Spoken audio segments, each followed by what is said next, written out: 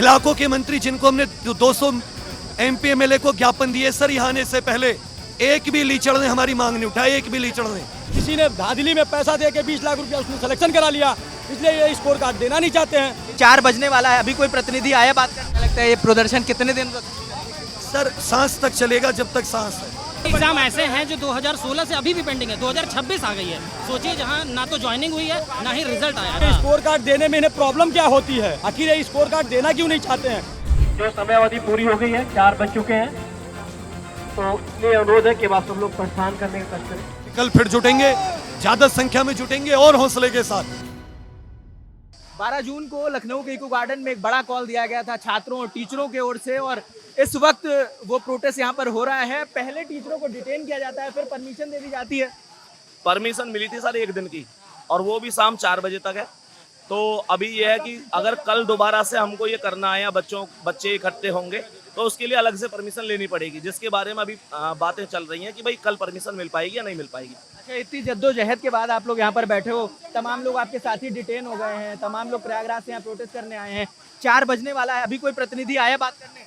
नहीं सर, अभी कोई नहीं आया है, और अगर कोई आता तो फिर शायद कल की जरूरत ही नहीं पड़ती।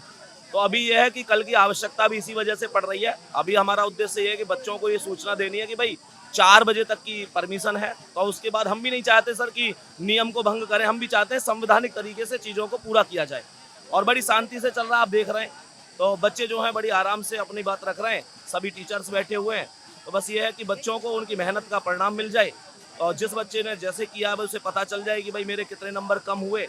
अब मान के चलो कि एक बच्चा 10 नंबर कम ला के सिलेक्ट हो रहा है, एक बच्चा 10 नंबर ज़्यादा ला के भी सिलेक्ट नहीं हो रहा, तो बच्चे को ये तो पता चले कि मेरी कमी कहाँ रही। अगर मेरे 2 नंबर कम है, 3 नंबर कम है, कितने नंबर कम है, तो मैं उसमें मेहनत करूँ कि भाई अगली बार उस चीज़ को मैं पूरी कर सकूँ, है ना सर।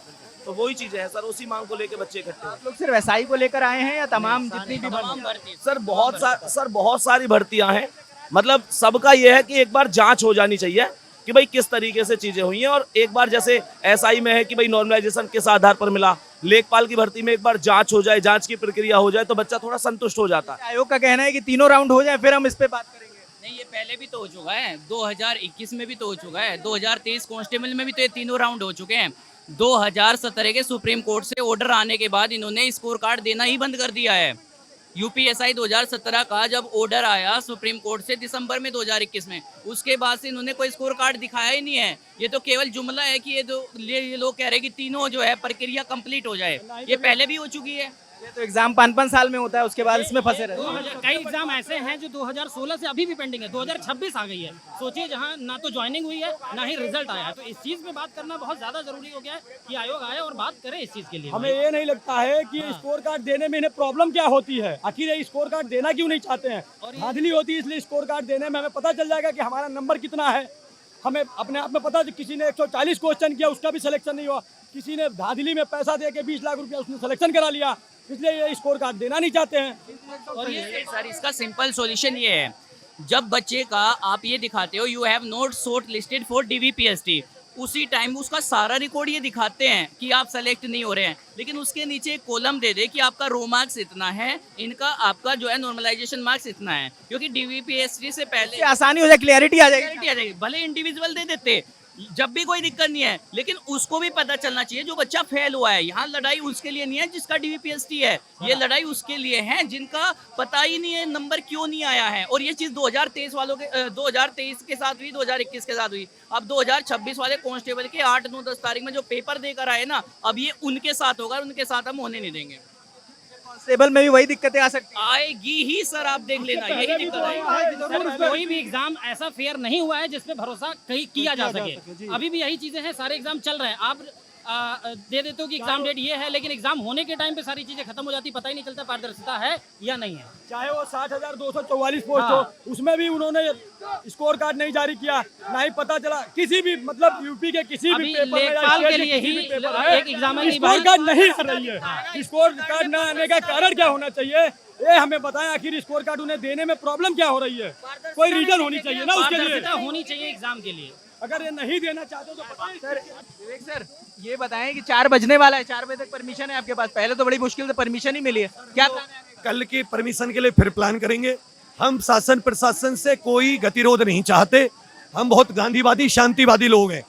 हम फुटपाथ पर सो लेंगे, हम जैसी जिंदगी जी लेंगे, कोई बात नहीं। कल फिर जुटेंगे, ज्यादा संख्या में जुटेंगे और हौसले के साथ, और मुख्यमंत्री से अपनी बात पहुंचा के जाएंगे। यहीं आ रहे हैं वो लोग, यहीं आ रहे हैं, यहीं बैठो अधिकारी। यहाँ पर जिनसे परमिशन लेनी वो अधिकारी यहाँ पर आए। हाँ, एक बार उस सब लोगों को साथ जोड़ लेंगे। अच्छा, आज तो कोई आया नहीं, क्या उम्मीद लग रहा है कल कोई आएगा बात करने? शायद सुन ले कल किससे बात करना चाहते हैं? मुख्यमंत्री जी। विभाग का कोई अधिकारी आएगा तो नहीं? बाकी तो अधिकारी, उनसे बात तो मुख्यमंत्री जी वही नहीं सुन रहे, अधिकारी क्या सुनेंगे। हम हजारों किलोमीटर से आए, हमारे मंत्री हमारी वोट से चुने गए, हमारे इलाकों के मंत्री जिनको हमने 200 MP MLA को ज्ञापन दिए सर, यहाँ आने से पहले एक भी लीचड़ ने हमारी मांग नहीं उठाई, एक भी लीचड़ ने। किसी की इतनी औकात नहीं है MP MLA की उत्तर प्रदेश में जो ये बच्चों की मांग मुख्यमंत्री जी के समक्ष रख दे। क्या लगता है ये प्रदर्शन कितने दिन सर सांस तक चलेगा, जब तक सांस है। जैसे कि ये कह रहे हैं कि परमिशन आज की या कल की परमिशन का इंतजार कर रहे हैं, आगे का क्या प्लान लगता है, कितने दिन तक चलेगा? अभी हमने यहाँ के जो DCP हैं विक्रांत वीर सर IPS, उनसे बातचीत करी थी तो उन्होंने बोला 4 बजे के बाद हम यहाँ से खाली करवाने लगेंगे। आप, हमारी कोई गारंटी नहीं, हम डंडे बरसाएंगे, खाली चाहिए LDA का एरिया है। कल अगर आप अनुमति ले लेते हैं तो कल फिर करिए, वरना आप ज्ञापन दीजिए, 7 दिन का टाइम दीजिए, मांगे पूरी होती हैं तो आप लोग ज्ञापन देने को कहाँ तैयार हैं? सर ज्ञापन देने के लिए आप तो मुख्यमंत्री से माननीय मुख्यमंत्री जी हों या एक बहुत बड़े अधिकारी गृह सचिव जी हों, उनसे सामने कर सकते हैं। रही बात मुद्दों की, तो सर जिस बच्चे ने 25 लाख रुपए दे करके UPSI खरीद लिया, स्कोर कार्ड में पता चल जाएगा इसके 97% है, तो पोल खुल जाएगी। दूसरा मुद्दा ये भी है, हर साल यूपी पुलिस की वैकेंसी है, हर साल UPSI की है, हर साल लेखपाल की, नीट का पेपर हर साल होता है, IIT का हर साल होता है, IAS का हर साल होता है, लेकिन पुलिस का SI का लेखपाल 5 साल में होता है।